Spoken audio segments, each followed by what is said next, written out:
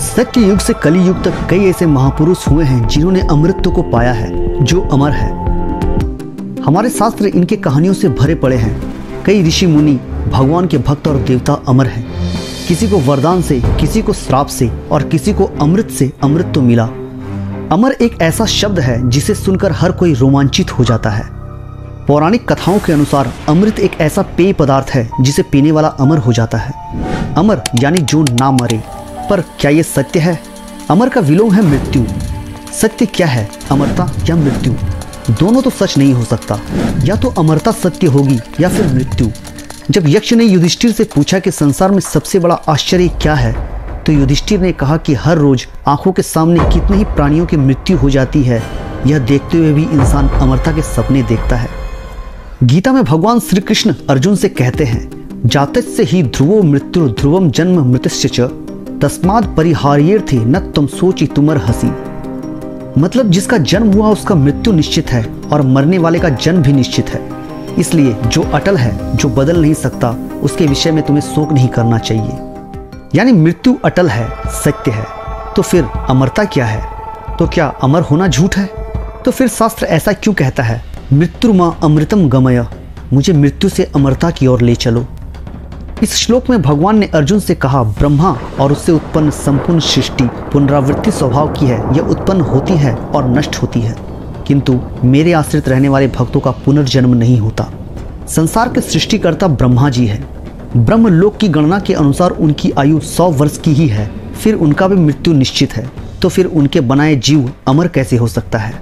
दरअसल अमरता का मतलब कभी ना मरना नहीं है, बल्कि लंबे समय तक जीवित रहना है। क्योंकि जो जन्मा है उसका मरना निश्चित है और जो बना है उसका मिटना भी निश्चित है, चाहे वो जड़ हो या चेतन, जीव हो या जगत। यही काल चक्र है।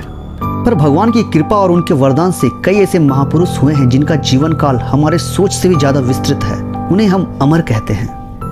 अब हम आते हैं उन महापुरुषों पर जो अमर हैं। असल में वे चिरंजीवी हैं। संस्कृत में चिरंजीवी का अर्थ है दीर्घायु व्यक्ति। चिर यानी लंबी अवधि तक।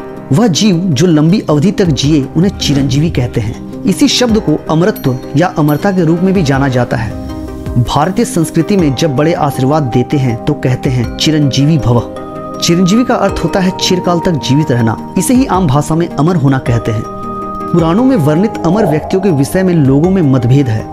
कई लोग मानते हैं कि वे 7 हैं जिन्हें सप्त चिरंजीवी कहा जाता है, तो कई लोग इन्हें 8 मानते हैं जिन्हें अष्ट चिरंजीवी कहा जाता है। पर ये इनसे कई ज्यादा हैं।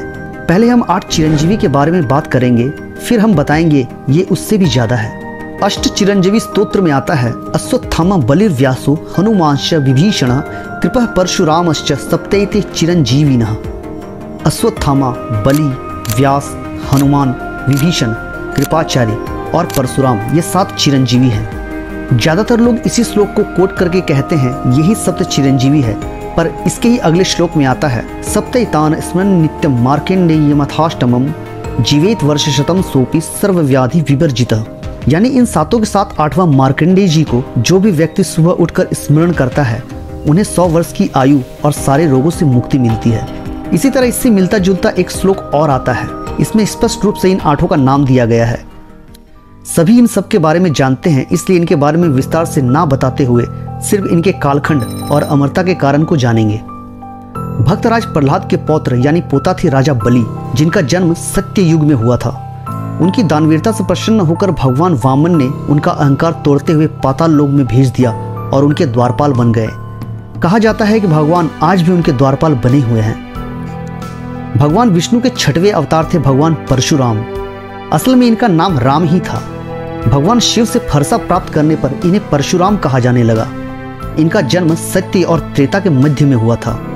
अपने पिता जमदग्नि की आज्ञा अनुसार इन्होंने अपनी माता रेणुका का सिर काट दिया था और फिर उन्हीं से माता और भाइयों के जीवन का वरदान भी मांग लिया था, जिससे प्रसन्न होकर पिता ने इन्हें चिरंजीवी का वरदान दिया था। हनुमान जी का जन्म त्रेता युग में राम जी से पहले हुआ था। माता सीता को खोजते हुए जब हनुमान जी लंका पहुंचे और जब उन्होंने माता को राम जी का संदेश दिया, तब इससे प्रसन्न होकर माता सीता ने इन्हें चिरंजीवी होने का वरदान दिया। विभीषण का जन्म भी त्रेता युग में हुआ था। धर्मपरायण होने के साथ ही ये भगवान राम के परम भक्त भी थे। इन्होंने सब कुछ त्याग कर राम जी का साथ दिया था। रावण वध के बाद राम जी इनसे प्रसन्न होकर इन्हें लंका का राजा बनाया और चिरंजीवी होने का वरदान दिया। आज हमारे पास जितने भी ग्रंथ हैं उनका श्रेय व्यास जी को ही जाता है। वेद को लिपिबद्ध करने के कारण इन्हें वेद व्यास कहा जाता है। इन्हें कृष्ण द्वैपायन के नाम से भी जाना जाता है। इनका जन्म द्वापर युग में हुआ था। कहते हैं आज भी ये बद्रिका क्षेत्र में तपस्या में रत हैं। कृपाचार्य का जन्म भी द्वापर युग में ही हुआ था। अपनी तपस्या और पुरुषार्थ के बल पर इन्होंने चिरंजीवी होने का वरदान प्राप्त किया। अश्वत्थामा भी द्वापर युग में जन्म लिया था। ब्रह्मास्त्र चलाने के कारण भगवान कृष्ण ने इनके माथे से मणि निकालकर इन्हें दर्द से भटकने के लिए चिरंजीवी होने का श्राप दिया। इन सब में ऋषि मार्कंडेय ऐसे हैं जो सत्य युग में भगवान नर नारायण के काल में भी थे, त्रेता में भगवान राम के बारात में भी गए थे और द्वापर के महाभारत में भी इनका उल्लेख है जब ये भगवान कृष्ण और भीष्म से मिलते हैं। भगवान शिव के आशीर्वाद से इनका जन्म हुआ और उन्हीं के द्वारा इन्हें चिरंजीवी होने का वरदान मिला। प्रसिद्ध महामृत्युंजय मंत्र इन्हीं का देन है। इन 8 के अलावा भी कई और चिरंजीवी हुए, जैसे ऋषि लोमस। इनके पूरे शरीर रोमों से भरा हुआ है। रोम को ही संस्कृत में लोम कहते हैं, इसलिए इनका नाम ऋषि लोमस पड़ा।